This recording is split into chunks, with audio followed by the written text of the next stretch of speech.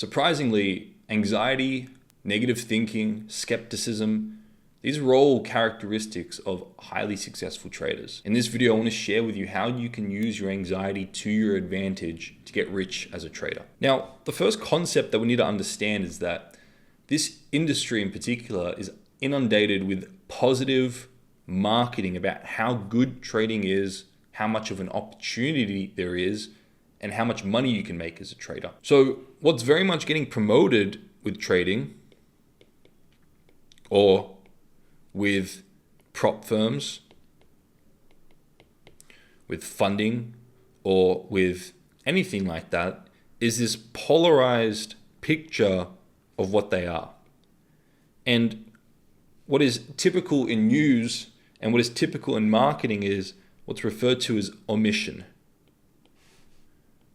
Omission is, I don't know how to spell it, but omission is the removing of one side of the picture to polarize and to have sensationalism and to evoke emotion and to evoke fear and greed so that people buy and that people have your attention kind of thing.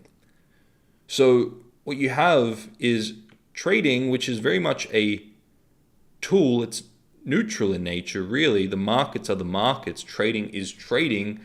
But what happens is people promote this one-sided ideal, this positive image of trading, of how good it is, how much money you can make, etc., etc. But just like anything, there's two sides to it. So what happens is this negative side is omitted through marketing, and people are only promoting how good trading is and how much money you can make and how positive it is, right? The reality of trading is that it has two sides to it. It's going to have advantage and disadvantage. Yes, there's an opportunity to make reward, but that comes at a risk. And the traders who are most successful, it's what happens. People come into the journey, and let's imagine that, let's draw a diagram here. Let's imagine that this is time and this is polarity, where this is positive, negative. You see, what happens is people come into the journey and through marketing they only see the positive side over time. Maybe this is 3 months into the journey and you have a bit of the Dunning-Kruger effect where you do very, very well when you first start off. You make a lot of money and then you go tell all your friends about how good trading is, how much money you can make. And then the market condition changes or you get all up in your head and you stop doing what got you there in the first place. And then over time, maybe this is the 6-month mark, you start to experience some losses and you start to experience part of the negatives of the journey. And then what happens is over another 3 months, you realize how, and you hate trading, right? You talk about how shit it is and you can't sleep at night and you tell your friends, don't do that. It's a scam. Don't do that. You're going to lose all your money. And what this is just, it's dynamic equilibrium. Because the expectation is all the way up here and you have that in your mind, then all of a sudden you experience the other side of trading. You have extreme pain, extreme negative. Okay? And then over time, if we're to draw this graph out more, let's actually do that because it's important. Right? Initially there's quite a big swing.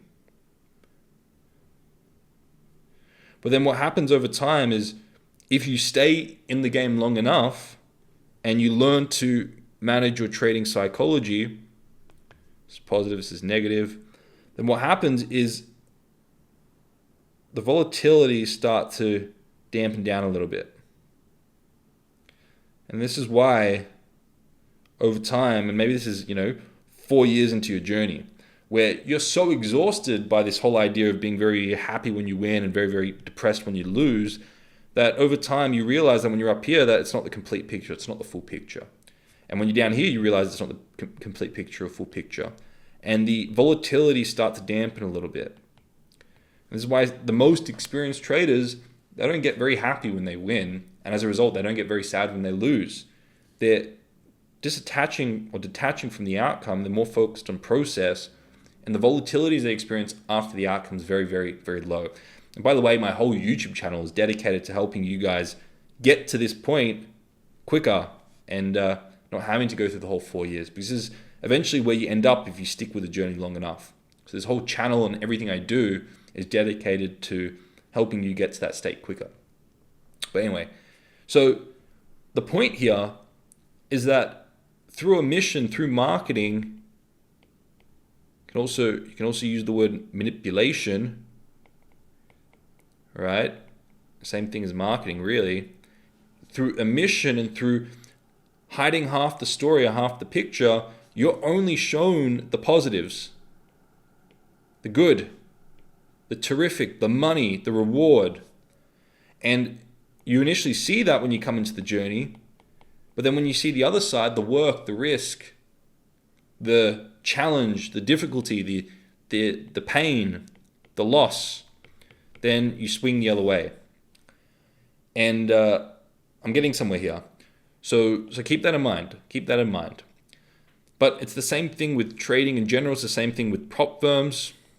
And we had that situation with my Forex funds not long ago, where I think what's happening with that situation is that the whole industry was so polarized to how good prop firms are. And you hear the language, it's free money, it's easy money. And of course, there's no such thing as one polarity without the other. It's only a matter of time for you to see the other side.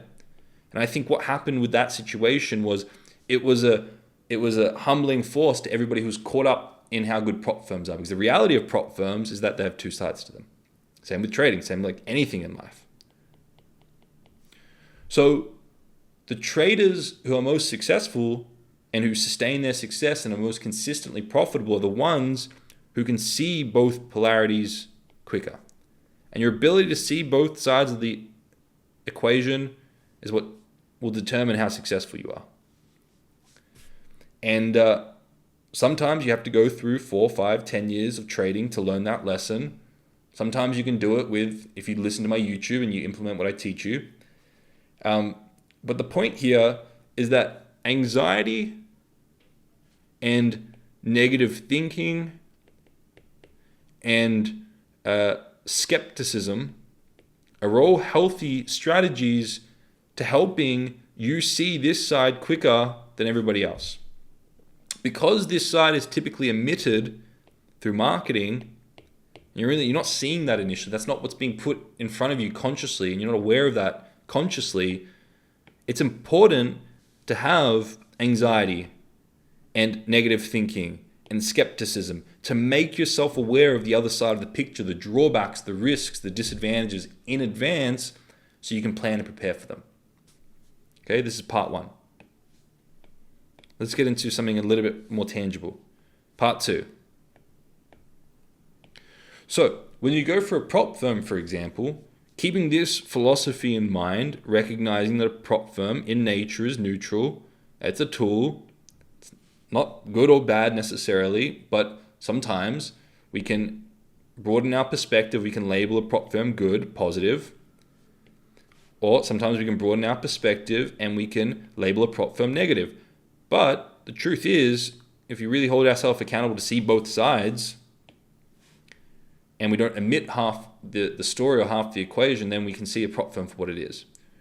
So as a trader, you're most likely going to be labeling a prop firm good and positive and something you want to seek after and something you want to consume, you want to have.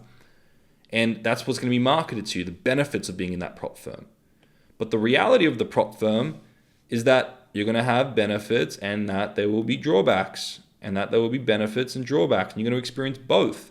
And what's important as a trader is to make yourself aware of these drawbacks, these risks, these disadvantages in advance before you go for the prop firm so that you're prepared for the reality of the prop firm. And the traders that are most addicted to how good a prop firm is are typically a few months later the ones that are most pained by how bad a prop firm is in their mind because they had unrealistic expectations in the prop firm. So the first thing you want to do when you're pursuing your trading journey or a prop firm is ask yourself, what are the drawbacks? What are the risks? What are the disadvantages of this thing I'm pursuing? Until you can see that, all right, there are benefits, yes, but there are also drawbacks. Just like anything, there's a reward and there's also risk. And you can see that equal in your mind. Then you want to go in there now that you're aware of all the drawbacks and risks and plan contingencies for these. ask yourself, how can I lower the probability of these things happening? And if they did happen, how can I lower the impact of them in my life and my situation? And you want to plan for these things. You want to prepare for these things because they're an inevitability. You're going to have both benefit and drawback. Now, the traders who sustain their success are those who are aware of the benefits and drawbacks. This is an and. They take advantage of the opportunities and they're prepared for the drawbacks and the risks in advance. They know what they are and they're prepared for them. They're planned for them. Okay? And the only way you're going to be able to prepare for the drawbacks is by bringing those to surface, asking yourself, what are the drawbacks, what are the risks, what are the disadvantages? Holding yourself accountable to seeing that. The traders who are boom and bust traders are addicted to how good a prop firm is or how good trading is. And then 3 months later, when they see the other side of the trading or the prop firm, they go bust. And now they're angry at the trading and at the markets and at the prop firm.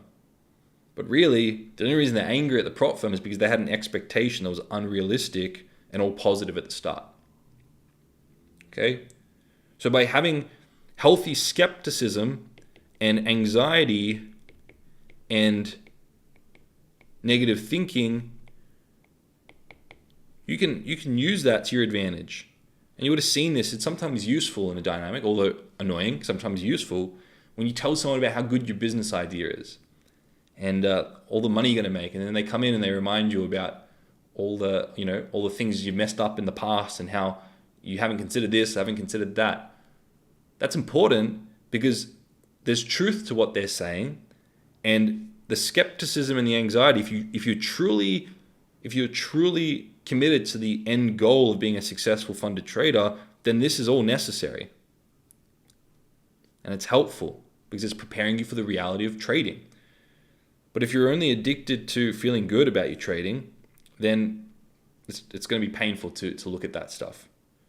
But feeling good about your trading is not a strategy to being a successful, consistent, long-term trader. The best traders are aware of both the benefits and drawbacks.